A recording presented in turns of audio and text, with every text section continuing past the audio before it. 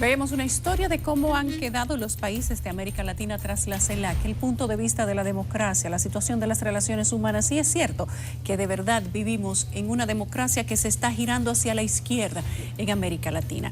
Hoy le doy la bienvenida a Wendy Quintero, quien es periodista y defensora del colectivo de derechos humanos Nicaragua Nunca Más, de ese país, justamente de Nicaragua. Tenemos a Pablo De Luca, director de Asuntos Institucionales de Infobae en Argentina. Tenemos a la profesora Marisabel Puertas, quien es docente de Ciencias Políticas en el Valencia College en Orlando, Florida, y a Héctor Igonet Céspedes desde Ecuador, quien es estratega político. Bienvenidos a todos. ¿Cómo están? Hola, ¿cómo están? Hola, De Luca. Muchas gracias, buenas tardes a todos. Buenas tardes. Qué bueno que están aquí los cuatro conmigo. Quiero preguntarles a todos, sé que en cada uno de sus países en este momento se están viviendo situaciones distintas. En Nicaragua, la lucha para preservar, si es que queda, algo de los derechos humanos. En Argentina se dice que con el triunfo de Milei estamos dando un giro hacia la extrema derecha.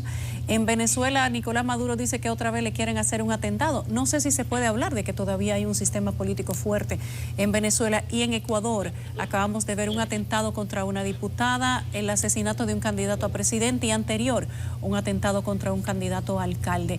¿Qué está pasando en América Latina? Quiero escuchar lo que piensan cada uno de manera global y luego aterricemos en cada uno de sus países.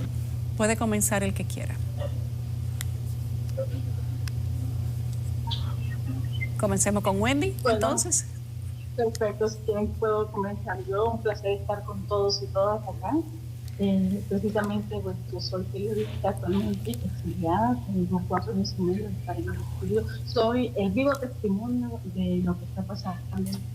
Lo que yo les explicaba un poco era lo que estaba sucediendo en Nicaragua en 5 años. Rápidamente, ¿verdad? Ha habido una represión constante en mi país. Yo soy el vivo ejemplo de los más de 216 personas periodistas que hemos salido de manera forzada del país. No existe un verdadero Estado de Derecho. Las últimas elecciones prácticamente las ganó el Frente Sandinista. Hay muchas denuncias de fraude electoral. Daniel Ortega está en el poder desde el 2007. La Constitución Política de Nicaragua establece de que no debe de haber reelecciones, sin embargo él va por su tercer periodo.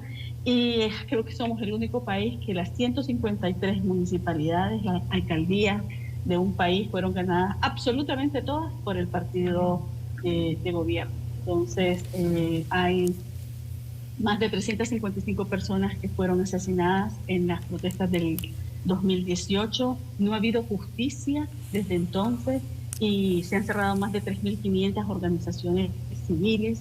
Están ahorita a las puertas de cerrar una de las últimas universidades, la Universidad Centroamericana, que es, digamos, titulada por los jesuitas y que tiene más desde 1960 funciona en el país, una de las universidades más prestigiosas, no solo de Nicaragua, sino también de Centroamérica, y les han cerrado todas las cuentas bancarias y muy posible están a las puertas de una confiscación. Estamos ante un panorama en donde no se respetan los derechos humanos y tampoco las leyes del país. Y hay una represión absoluta, cierre definitivo de los espacios y obviamente las personas que están fuera del país, incluso dentro de la misma Nicaragua, continuamos denunciando, ¿verdad? La situación de violencia extrema. Hay más de 64 personas presas políticas, 222 fueron excarceladas y despatriadas, y hay 316 personas a quienes le quitaron la nacionalidad. Es decir, estamos viviendo violación tras violación de derechos humanos. ¿Y qué es lo que nosotros proponemos? Pues que tiene que haber un cambio radical, respeto hacia los derechos humanos, a la misma Constitución de Nicaragua, y justicia para todas las personas, para todas las familias que han sido violentadas. Son más de 600.000 personas las que han salido. También hay un desplazamiento forzado y que está afectando a otros países. Ahora mismo en Costa Rica hay casi 300.000 personas nicaragüenses, solicitantes de refugio, y así podemos ver en otros países. Hay una connotación que creo que también está marcando no solamente a Nicaragua. Hay zonas de Guatemala, El Salvador, Honduras, que prácticamente están replicando el modelo de Nicaragua, un modelo que viene desde de Cuba y desde Venezuela, que tienen muchas cosas que se parecen, pero cada uno de ellos tiene sus propias connotaciones y características. Lamentable que Latinoamérica esté viviendo este tiempo, estas violaciones constantes a los derechos humanos. Gracias, Wendy. Tenemos a Pablo De Luca, director de Asuntos Institucionales de Infobae. Pablo, ¿cómo estás? Muy bien, muchas gracias. Pablo, ¿cómo se ve desde Argentina la situación que está viviendo América Latina? ¿Estamos teniendo un giro? Ustedes que viven de reportar, recoger, analizar, investigar todos los días, minuto a minuto, lo que pasa en cada uno de los países de la región. ¿Qué están viendo ustedes desde Argentina, incluidos ustedes mismos? Bueno, no es homogéneo lo que ocurre en Latinoamérica. Sí hay una tendencia claramente con lo que pasa en Nicaragua, Venezuela y Cuba, sin duda. Pero el ejemplo que acaba de acontecer en Argentina este fin de semana pasado, sí. Más del 70% de la sociedad, siendo que votaron alrededor del 70% de la población, decidió por candidatos que están en el centro o del centro hacia la derecha. De hecho, como mencionabas hace un ratito, el candidato Milei ganó en 16 de los 24 distritos nuestros. Para ponerlos en contexto, es un candidato que nunca pasó por una elección, excepto hace 2 años, en la que se transformó diputado nacional. No tenía partido, no tenía estructura, no pertenece, digamos, a la herencia política de políticos en Argentina, y sin embargo primerió, no se lo esperaba, sí que tuviese una buena elección, pero no como la que tuvo, y ha puesto al país en una situación, insisto, muy sorprendente. A pensar así ahora. Claro, porque, a ver, las elecciones de este fin de semana pasado son elecciones, nosotros las llamamos PASO, que son primarias abiertas, simultáneas y obligatorias. Esto lo que hizo fue limpiar las internas de cada uno de los partidos para que sí, ya en octubre en las elecciones presidenciales los que se presenten sean los candidatos. Bueno, Milei lidera el grupo de los que terminó quedando y se va a tener que enfrentar contra Juntos por el Cambio, la candidata es Patricia Bullrich, el partido que fundó Mauricio Macri, y el otro competidor importante es Sergio Massa, de Unión por la Patria, que es el justicialismo, el peronismo y el kirchnerismo unido, que salió tercero. Pero todos, los tres, están separados por 2 puntos. Lo que pasa lo que ocurrió es que nadie esperaba que Milei fuera el primero. Así es, incluso las encuestas le daban un 20%, claro, estuve mirando. Esto también se da en Latinoamérica, este fenómeno. Sí, se ha dado recientemente. Perdónenme los que se encuestan, pero las encuestas hace muchas elecciones en Latinoamérica que no aciertan. Es cierto. Así que tenemos... En República Dominicana no es la diferencia tampoco, Pablo. Aquí te hacen 100 encuestas antes de las elecciones. Las 99 primeras pierden. Y es posible que al final, la del día antes de las elecciones, se aproxime. Sí, es un fenómeno que se da en espejo en toda Latinoamérica y en el mundo también, ¿eh? La gente ya no contesta encuestas, no responde encuestas, los procedimientos y los procesos no son tan claros y como que hay un hartazgo. Entonces, incluso aquellas que contestan, no todas contestan realmente lo que van a hacer. Así que no terminan siendo no fiables. ¿Podríamos decir entonces a la profesora María Isabel Puertas y a Héctor Igonet Céspedes que lo que ha pasado en Argentina ha roto el esquema por el que se venía midiendo la vuelta que estaba dando América Latina hacia la izquierda? Quiero que nos cuenten, la profesora María Isabel, cómo lo ve ella desde el Valencia College y cómo lo ve Héctor desde lo que está pasando en Ecuador. Teníamos una especie de asimetría entre los fenómenos en todos los países, pero este giro que ha dado Argentina pareciera entonces que pretende salirse de lo que podríamos decir que parecía una tendencia. ¿Qué opinan ustedes? Bueno, yo creo que quizás el error estuvo y algunos, en mi caso, yo me planteaba más un giro iliberal más que una nueva marea rosa. Porque quizás esa fue la percepción que hubo en un principio, pero los casos, por ejemplo, de Bukele en El Salvador, y ahora este resultado de las PASO en Argentina, lo que nos dicen es que hay hay apetito en América Latina, aunque yo diría que va más allá de América Latina. Por ejemplo, quienes estamos en Estados Unidos también tenemos esa percepción. Hay un apetito por no solamente que se vayan todos, sino que el problema está es que quienes se quedan, versiones extremas y radicales, porque se busca es el castigo. Lo que se está pensando es en el castigo. Una clase política, una élite política incapaz de responder las necesidades y las exigencias de la gente. Y veamos algo, en el caso colombiano hubo un temor a explorar eso, y se votó a favor de Petro, pero no porque Petro fuese la mejor de las dos opciones, sino porque el otro era extremo, era tan radical que para una sociedad tan conservadora como la colombiana fue casi que... Y este es un escenario que se repite a lo largo de América Latina. Vamos a votar por el menos malo. Por el menos y lamentablemente lo estamos viendo en situaciones sumamente dramáticas, no solamente como en el caso venezolano. A mí me parece que en el caso argentino, en el caso ecuatoriano, estamos viendo, es decir, la lectura que tenemos que hacer no es de si se trata de izquierda o de derecha. Se trata de que se están posicionando las versiones iliberales de experiencias políticas que nos van a llevar a lugares no solamente insospechados, sino que de ahí para devolverse. Veamos el caso venezolano. Es muy difícil. ¿Qué pasa, por ejemplo, con Venezuela, profesora María Isabel? Vemos que en diferentes países donde se ha entrado en esa, ni siquiera izquierda, porque tal vez la izquierda o el socialismo no necesariamente tiene que ser extremo, tal vez no se merece que le demos una sola categoría, porque hay socialismo de centro también, pero creo que tal vez el caso de Maduro es no socialismo ni izquierda, esto es ausencia completa de democracia. Quizás, como se ve desde República Dominicana, el caso de Nicaragua es ausencia de democracia, el caso de Cuba es ausencia de democracia. Podríamos decirle dictadura a los tres también, pero queremos quizás darle todavía un centímetro de respeto. Pero, ¿cómo identificamos? ¿Cómo los ciudadanos identifican cuando están conociendo a un candidato, cuando quieren votar por un candidato, que entre lo menos malo o entre todo lo malo eligen lo menos malo, o entre lo menos malo eligen lo mejor, o si siempre un voto de castigo va a llevar a una consecuencia como esta? Bueno, en principio no estamos hablando de izquierda democrática en ninguno de los casos mencionados.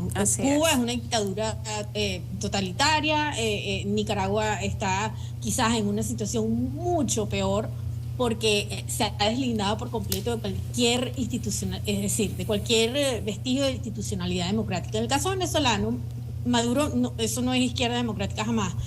Es probablemente lo menos cercano a la izquierda porque son socialmente conservadores. Ahí hay un uso y una apropiación de la etiqueta de izquierda para, por supuesto, ser parte de toda esta excepcionalidad del socialismo cubano, pero en el fondo lo que sabemos que son regímenes autoritarios y liberales. El problema está en que ya en este tipo de sistemas como el cubano, el nicaragüense y el venezolano, no hay ninguna forma de jugar democráticamente. Las reglas de juego las ponen ellos. Cuando se miden es porque necesitan de alguna manera legitimidad, pero eso no quiere decir que haya transparencia, eso no quiere decir que las instituciones vayan a respetar los resultados electorales. Primero porque además de que hay persecución política y hay manipulación, la gente no cree en el sistema, digamos, que favorece acción oficialista. Entonces se apropian de etiquetas para legitimarte, pero en el fondo ahí no hay un juego democrático, es un autoritarismo que a veces se mide en el caso venezolano, porque en el caso cubano es un partido único. ¿Cuál elección estamos hablando en Cuba? En el caso venezolano, el sistema ha inclusive llegado al extremo de que han intervenido el Partido Comunista Venezolano. Se apropian de las siglas de los partidos, sacan a los dirigentes políticos, no solamente los persiguen, los encarcelan, los mandan al exilio, sino que les quitan el control de sus partidos políticos. Entonces, por supuesto, no hay un partido único, pero no existe la competitividad desde el punto de vista electoral. Entonces, es muy difícil hablar ni siquiera remotamente de un juego democrático y muchísimo menos desde el punto de vista electoral. Tenemos ahí todavía países que parece que los ciudadanos no han dado o no votos de castigo o al menos han tenido diferentes opciones. Tenemos a Ecuador, que vive en una convulsión política desde 2 años para acá, digamos que permanente. Tiene un candidato a la presidencia muerto, tiene una diputada tiroteada, tiene un alcalde tiroteado también, y se habla de convulsión. Tenemos a Colombia, que la gente, dicen algunos colombianos que la gente está haciéndose la señal de la cruz después de que ganó Petro, porque no están completamente convencidos de que eligieron quizás el menos malo. Y hay otros países cercanos a nosotros. Está el caso de Argentina, que parece que intentan darle un giro a la situación, pero el caso de Ecuador es muy particular. Y tenemos a Héctor Igonet con nosotros, quien quiero que nos diga cómo sigue la situación de Ecuador y cómo se ve desde Ecuador la situación de América Latina, Héctor. Muchas gracias a todos.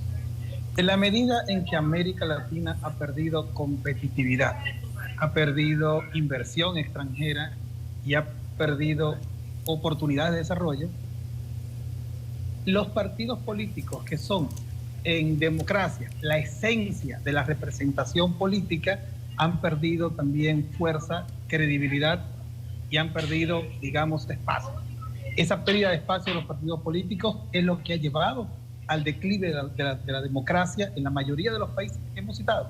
En el caso de Nicaragua, en el caso de Venezuela, la pérdida de credibilidad de los partidos políticos, en donde se rompió el equilibrio, y al romperse el equilibrio ya no había balance, ya no haber balance, un partido único y una cabeza hegemónica, digamos que se salió con la suya y terminó haciendo lo que quisieron. En el caso particular de Ecuador pasa exactamente igual. Hoy no existe un solo partido que represente al sistema. Hoy no existe un partido liberal, no existe un partido conservador. O sea, todos los partidos políticos en Ecuador tienen un dueño. Son instrumentos de campaña, son maquinarias electorales que simplemente tienen un botón verde y un rojo. Un botón verde que se prende 6 meses antes de las elecciones, terminan las elecciones y el botón rojo se apaga.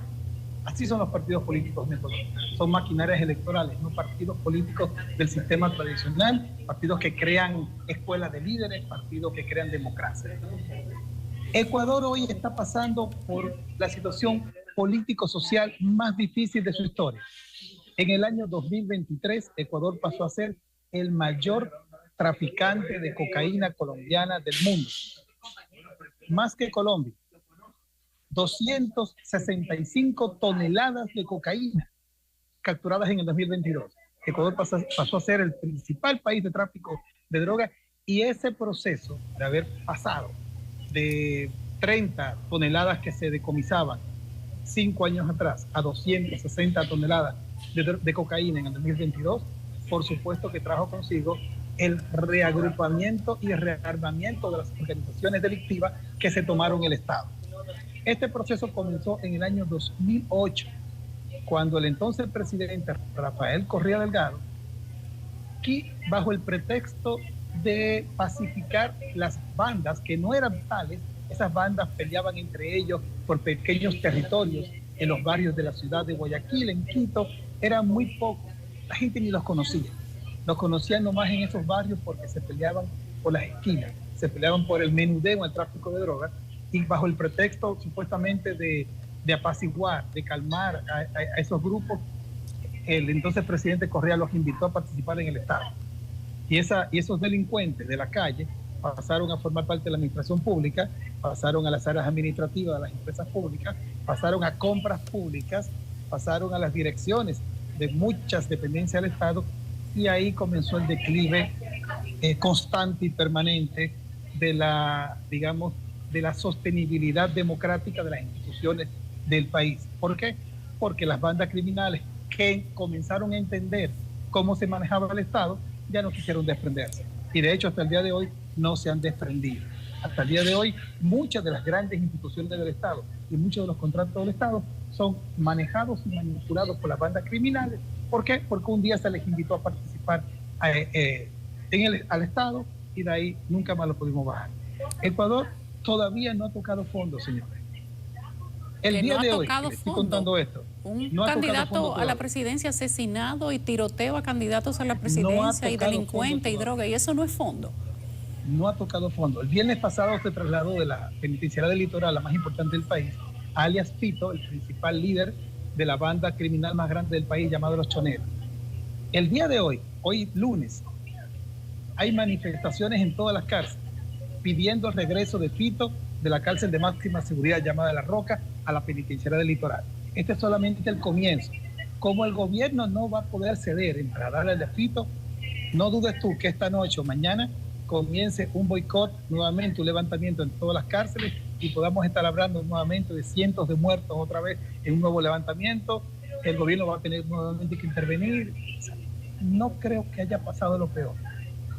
A nivel electoral, quizás ya las elecciones son el domingo, quizás no tengamos más sobresalto a nivel electoral, pero a nivel de conmoción social, no creo que haya pasado lo peor. ¿Por qué? Porque mientras tengamos a esas bandas criminales dirigiendo desde las cárceles del país el narcotráfico, el sicariato, no hemos tocado fondo. Estamos a menos de una semana de que Ecuador pueda tener un nuevo presidente o presidenta, Héctor. ¿Qué se espera? El domingo 20 son las elecciones. El domingo. ¿Qué se espera? ¿Cómo es el panorama? ¿Hay miedo? ¿La sociedad se va a levantar para ir a votar? ¿La gente pide cambio? ¿Los políticos ya se sabe, hay una inclinación segura? ¿Qué esperan ustedes? ¿O qué es lo que se ve en el panorama actual en este momento? Por supuesto que hay miedo. Hay miedo y además ha sido una elección tan corta que no les ha permitido a ninguno de los candidatos poder realmente presentar un plan creíble.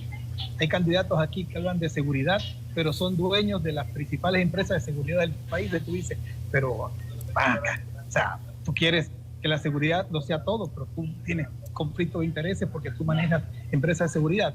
Hay candidatos que representan una tendencia clara y que lo único que ellos dicen es, yo voy a hacer lo que me diga Correa que haga, que es la candidata Luisa González. Y lo expresó en el debate del día de ayer. En el debate de ayer fue muy claro. Ella va a hacer lo que Correa desde Bélgica le diga que haga. O sea, son candidatos que no tienen ni siquiera un plan propio de gobierno, y tiene otros candidatos que son candidatos más serios, como Otto Sonnenholder, como Denis Noboa, como Javier Herbas, que me parecen candidatos mucho más centrados y con planes realmente concretos. Tenemos que recordar que ninguno de los candidatos va a poder ejecutar un presupuesto diferente al que ya está aprobado para 2023. O sea, los candidatos que en Ecuador están ofreciendo que van a invertir tantos miles de millones en tal o cual proyecto, están mintiendo del país porque el presupuesto está aprobado y en ejecución el presupuesto 2023 y nadie puede salirse del presupuesto ni puede acreditar nuevos préstamos para poder solventar ese tipo de propuestas que están haciendo. Entonces hay mucho populismo. Héctor, en República Dominicana, en tiempo de campaña, ante la promesa de los políticos, les decimos, prometer hasta obtener. Después de obtenido, olvidar lo prometido. Quiero pedirles a todos mi querida Yulisa, que se tomen un minuto para que nos digan desde su país, desde su óptica, desde su punto de vista, cómo ven la política de los próximos 12 meses en la región. Empecemos nuevamente con Wendy Quintero. Pues en el caso de Nicaragua, el panorama no va a cambiar, más bien se visualiza que va a aumentar la represión y también las violaciones a derechos humanos. Ahorita mismo estoy recibiendo un informe del mecanismo de personas presas políticas y lo elevan a 78. Yo les decía 64 que va ya para junio. Y ahorita ya con el de julio continúa la represión y la persecución. Aparentemente hay otros partidos políticos, pero todos sabemos que en Nicaragua el que gobierna es el Frente Sandinista y es el que manipula al resto y el que ha cooptado toditos los poderes del Estado. Ahora mismo en Nicaragua hay una persecución religiosa que ha aumentado. Tenemos un sacerdote preso, tenemos a varios sacerdotes también, el Monseñor Rolando Álvarez, el obispo, que sigue detenido, a quien también le quitaron su personalidad, a quien le quitaron también su nacionalidad. Es una situación bien dura, bien grave en el aspecto, ¿verdad?, de derechos humanos. Y en el aspecto político no te sabría porque realmente la situación la mantienen ellos completamente, están cooptados todos los poderes del Estado, no hay una independencia de poderes realmente, y lo que impera ahí es precisamente la represión, y esa es la denuncia más grande que hacemos como periodistas y también como defensores de derechos humanos. Gracias, Wendy. Wendy Quintero, periodista y defensora del colectivo de derechos humanos Nicaragua Nunca Más. Al profesor Pablo De Luca, director de Asuntos Institucionales de Infobae, ¿cómo se ve desde Argentina los próximos 12 meses de la región? Yo entiendo que si tuviera que utilizar una palabra sería inestable. Inestable. Inestable, sí. Inestable desde lo político, inestable de lo económico, de los procesos de reorganización que tienen cada uno de nuestros países. Lo que ocurre en Europa nos afecta también, la guerra sin duda hay que tenerla y considerarla, así que van a ser unos 12 meses, insisto, muy inestables, muy sensibles, y vamos a tener que tener muchísima atención en lo social.